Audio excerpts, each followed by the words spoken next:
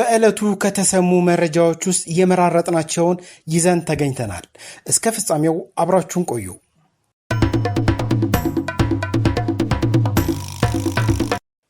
ዛሬ አመሻሹ ላይ የነዳጅ ዋጋ ጭማሪ ከዛሬ 12 ሰዓት ጀምሮ የነዳጅ ዋጋ በድጋሚ ጭማሪ እንደተደረገበት ሰምተናል።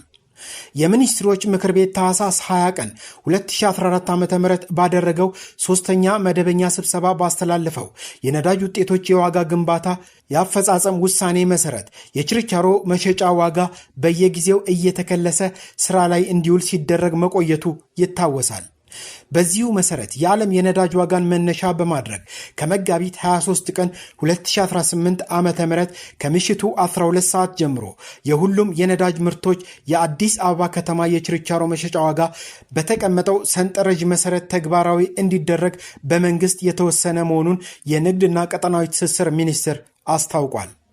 በዚህም መሰረት ቤንዚል 142 ብር ከ41 ሳንቲም፣ ኬሮሲን 151 ብር ከ39 ሳንቲም፣ ነጭ ናፍጣ 163 ብር ከ09 ሳንቲም፣ ቀላል ጥቁር ናፍጣ 163 ብር ከ98 ሳንቲም፣ ከባድ ጥቁር ናፍጣ 160 ብር ከ68 ሳንቲም ሲሆን የአውሮፕላን ነዳጅ ደግሞ 150 ብር ከ48 ሳንቲ መሆኑን ነው ሚኒስትሩ ያሳወቀው።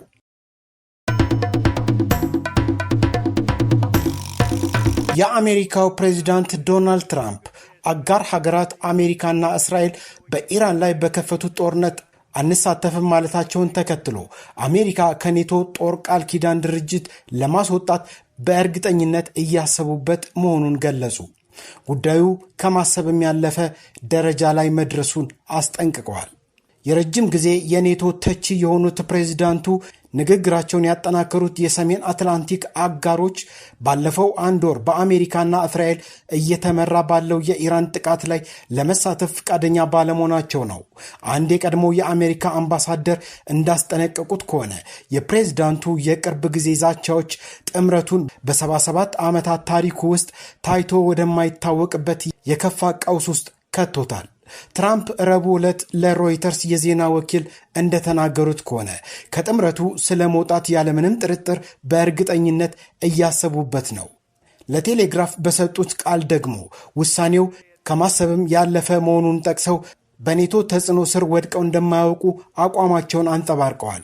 አሜሪካን በ1949 ከተመሰረተው የኔቶ የዋሽንግተን ስምምነት በይፋ ማስወጣት ፖለቲካዊና ህገ መንግስታዊ ፈተናዎች ሊኖሩት ቢችሉም ከ2009 እስከ 2013 በኔቶ የአሜሪካ ቋሚ ተወካይ የነበሩት ኢሾ ዳኦልደር ግን በጥምረቱ ላይ ቀድሞውኑም ከባድ ጉዳት መድረሱን ይገምታሉ። ይህ ኔቶ እስካሁን ካጋጠመው ሁሉ የከፋ ቀውስ ነው። የወታደራዊ ጥምረቶች መሰረት መተማመን ነው። አሁን ግን የትኛውም የአውሮፓ ሀገር አሜሪካ መጥታ ትከለክለኛለች ብሎ ለማመንና ለመተማመን ይቸገራል ሲሉም ዳልደር ጽፈዋል። ትራምፕ በኢራን ላይ ጦርነት የጀመሩት እንደ አውሮፓውያን አቆጣጠር የካቲት 28 ከእስራኤል ጠቅላይ ሚኒስትር ቤንያሚን ኔታንያሁም ጋር በመተባበር ሲሆን የኔቶ አጋሮችን አላማከሩም ነበር። ጥቃቱ ስላልተሰነዘረባቸው የጋራ መከላከያ የሚያዘውን የኔቶን አንቀጽ 5 አልተጠቀሙም። ጦርነቱ ከአንድ ወር በላይ ያስቆጠረ ቢሆንም ትራምፕና ኔታንያሁም የተመኙትን የአገዛዝ ለውጥ አልታየም። ይልቁንም ቴህራን የወሰደችው የሆርሙዝ ስትሬት መዝጋት እርምጃ የነዳጅ ዋጋ ንረት፣ የዓለም አቀፍ የማዳበሪያና ሌሎች መሠረታዊ ዕቃዎች እጥረት በመከሰቱ ዓለም አቀፍ የኢኮኖሚ ድቀት ስጋትን ፈጥሯል። ትራምፕ አጋር ሀገራት ጦርነቱን እንዲቀላቀሉና የሆርሙዝን ባህረ ሰላጤ እንዲያስከፍቱ ቢጠይቁም ማንም አጋር ሀገር ፈቃደኛ አልሆነም። እንዲያውም አንዳንድ የአውሮፓ ሀገራት ጥቃቱን ሕገወጥ ሲሉ የኮነኑ ሲሆን፣ ሌሎች ደግሞ የአየር ክልላቸውንና የጦር ሰፈሮቻቸውን አሜሪካ እንዳትጠቀምበት ከልክለዋል። በዚህ የተበሳጩት ትራምፕ የአውሮፓ ሀገራትን ፈሪዎች ሲሉ የኮነኑ ሲሆን በተለይ በእንግሊዝ ላይ ከፍተኛ ንቀትን አሳይተዋል። እናንተ እኮ የባህር ኃይልም የላችሁም፣ በጣም አርጅታችኋል፣ የማይሰሩ አውሮፕላን ተሸካሚ መርከቦች ነው ያሏችሁ ሲሉ ለቴሌግራፍ ተናግረዋል። የትራምፕ ጸረ ኔቶ አቋም የመከላከያ ሚኒስትር ፒት ሄግሲስ እና የውጭ ጉዳይ ሚኒስትሩ ማርኮ ሮቢዮ አስተጋብተውታል። ሮቢዮ ለፎክስ ኒውስ ሲናገሩ ይህ ጥምረት የአንድ ወገን ተጠቃሚነት ብቻ ሆኗል፣ እኛ ስንፈልግ የአየር ክልልና የጦር ሰፈር ይከለክሉናልም ብለዋል።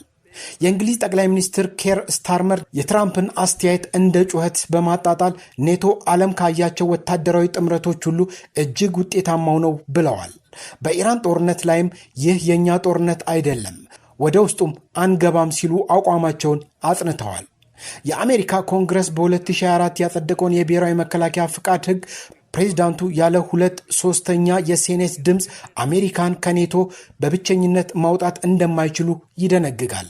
የዲሞክራት ሴናተር ማርክ ዋርነር አሜሪካውያን ለበርካታ አስርተ ዓመታት ደህንነታቸውን ጠብቆ ያቆመውን ጥምረት ፕሬዝዳንቱ ሲያፈርሱ ኮንግረሱ ዝም ብሎ አይመለከትም ብለዋል። ምንም እንኳን ከጥምረቱ በይፋ መውጣት ህገ መንግስታዊ ቀውስ ሊፈጥር ቢችልም ትራምፕ ወታደሮችን በማስወጣትና ተሳትፎን በመቀነስ ኔቶን ከውስጡ ሊያዳክሙት እንደሚችሉ የዘርፉ ባለሙያዎች ያስጠነቅቃሉ። በለንደን ኪንግስ ኮሌጅ የጦርነት ጥናት ትምህርት ክፍል ከፍተኛ መምህር የሆኑት ሩት ደርሞንድ እንዳስገነዘቡት የድሮ ኔቶ አብቅቷል። አውሮፓውያን አዲስ የደህንነት ማዕቀፍ ማዘጋጀት አለባቸው። ይህ አስፈሪ ከባድና ውድ ቢሆንም አስፈላጊነቱንና አጣዳፊነቱን ግን አይቀንሰውም። የእንግሊዝ ጠቅላይ ሚኒስትር ኬር ስታርመር በመጪው የአውሮፓ ህብረት ስብሰባ ላይ የኢኮኖሚና የደህንነት ትስስር ለማጠናከር እንደሚሰሩ አመላክተዋል።